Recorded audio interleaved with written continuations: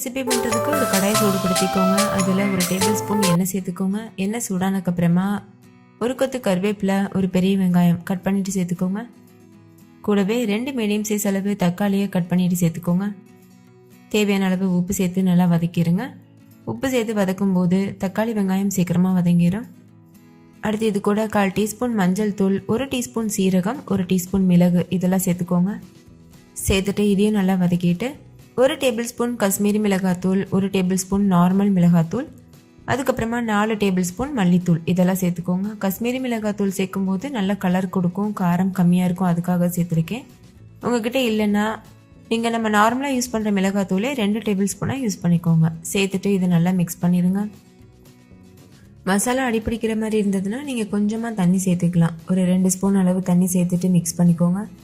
அடுத்து இது கூட 3 டேபிள் ஸ்பூன் துருவின தேங்காய் சேர்த்து நல்லா வதக்கிடுங்க. ஸ்டவ் லோ ஃப்ளேமில் இருக்கட்டும். இப்போ இது நல்லா வதங்கிருச்சு. ஸ்டவ் ஆஃப் பண்ணிவிட்டு முழுமையாக ஆற வச்சுருங்க. நல்லா ஆறினதுக்கப்புறமா ஒரு மிக்ஸி ஜாருக்கு மாற்றிக்கோங்க. மாற்றிட்டு தேவையான அளவுக்கு தண்ணி சேர்த்து ஃபைன் பேஸ்ட்டாக அரைச்சி எடுத்துக்கோங்க. அரைச்சிட்டு இது ஒரு ஓரமாக வச்சுக்கோங்க. இப்போ பாருங்கள் நல்லா அரைச்சாச்சு. இது ஒரு ஓரமாக இருக்கட்டும். அடுத்து கத்திரிக்காய் எடுத்துக்கோங்க. கத்திரிக்காவை இந்த மாதிரி கட் பண்ணிவிட்டு தண்ணியில் போட்டு வச்சுக்கோங்க. பாருங்கள் இந்த மாதிரி ஒரு ப்ளஸ் போகிற மாதிரி இந்த மாதிரி போட்டு உள்ளே பூச்சி புழு இருக்கான்னு செக் பண்ணி பார்த்துட்டு அதுக்கப்புறம் தான் அந்த கத்திரிக்காவை நம்ம யூஸ் பண்ணணும்.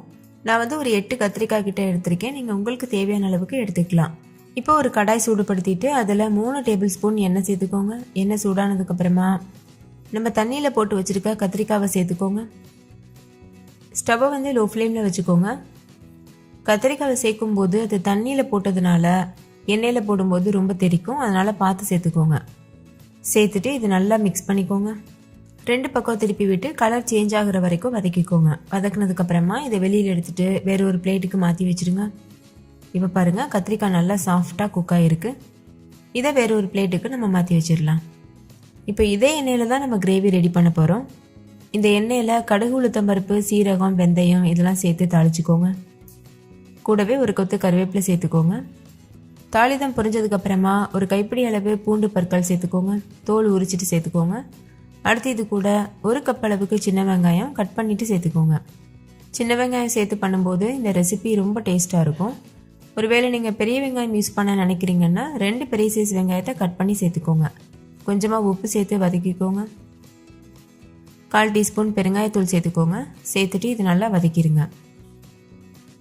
வெங்காயம் இந்த அளவுக்கு கலர் சேஞ்ச் ஆகி வரணும். லோ ஃப்ளேம்லேயே வச்சுட்டு இடையிடையில கலந்து விட்டுட்டே இருக்கணும். இந்த ஸ்டேஜில் நம்ம ஏற்கனவே வதக்கி அரைச்சி வச்சுருக்க பேஸ்ட் இருக்குல்ல, அதை சேர்த்துருங்க. சேர்த்துட்டு நல்லா மிக்ஸ் பண்ணிடுங்க. நம்ம வதக்கிட்டு தான் அரைச்சிருக்கோம், அதனால் ரொம்ப நேரம் வேக வைக்கணும்னு அவசியம் இல்லை. நல்லா இந்த மாதிரி கலந்து விட்டுக்கோங்க. அடுத்து இது கூட புளி கரைசல் சேர்த்துக்கோங்க. ஒரு பெரிய லெமன் சைஸ் அளவு புளி எடுத்து தண்ணியில் 1/2 மணி நேரம் ஊற வச்சு அதை நல்லா கரைச்சிட்டு வடிகட்டி சேர்த்துக்கோங்க. சேர்த்துட்டு இதை நல்லா மிக்ஸ் பண்ணிடுங்க. தேவையான அளவுக்கு தண்ணி சேர்த்துக்கோங்க. கிரேவியோட கன்சிஸ்டன்சி பொறுத்து அதிகமாகவோ குறைவாகவோ சேர்த்துக்கோங்க. இந்த எண்ணெய் கத்திரிக்காய் கிரேவி கொஞ்சம் கெட்டியாக இருந்தால் நல்லாயிருக்கும், குழம்பு மாதிரி இல்லாமல். அதனால் நான் கம்மியாக தான் தண்ணி சேர்த்துருக்கேன். இப்போ மூடி போட்டு மூடிட்டு லோ ஃப்ளேமில் வச்சு எண்ணெய் பிரிஞ்சு வர வரைக்கும் வேக வச்சுக்கோங்க. இப்போ பாருங்கள் எண்ணெய் பிரிஞ்சு கிரேவி சூப்பராக தயாராக இருக்குது. இந்த ஸ்டேஜில் இது கூட ஒரு சின்ன துண்டு வெல்லம் சேர்த்துக்கோங்க. வெல்லம் சேர்க்கறதுனால இந்த புளிப்பு, காரம் எல்லாத்தையும் பேலன்ஸ் பண்ணி கொடுக்கும். டேஸ்ட் ரொம்பவே சூப்பராக இருக்கும். அடுத்து இதில் நம்ம ஏற்கனவே வதக்கி வச்சுருக்கோம்ல கத்திரிக்காய், அதையும் சேர்த்துருங்க. சேர்த்துட்டு மிக்ஸ் பண்ணிவிட்டு மூடி போட்டு மூடிட்டு லோ ஃப்ளேமில் வச்சு எண்ணெய் பிரிஞ்சு வர வரைக்கும் வேக வச்சுக்கோங்க. அப்போ தான் அந்த கத்திரிக்காயில் அந்த குழம்புடைய ஃப்ளேவர் எல்லாமே இறங்கி வரும். இப்போ பாருங்கள் எண்ணெய் பிரிஞ்சு நல்லா வெந்து வந்திருக்கு. டேஸ்டியான எண்ணெய் கத்திரிக்காய் கிரேவி சூப்பராக தயாராக இருக்குது. கண்டிப்பாக நீங்களும் உங்கள் வீட்டில் இதை ரெடி பண்ணி பாருங்கள். இது சாதம் கூட மட்டும் இல்லை, நீங்கள் சப்பாத்தி, இட்லி, தோசை கூடலாம் வச்சு சாப்பிட்றதுக்கும் நல்ல காம்பினேஷனாக இருக்கும்.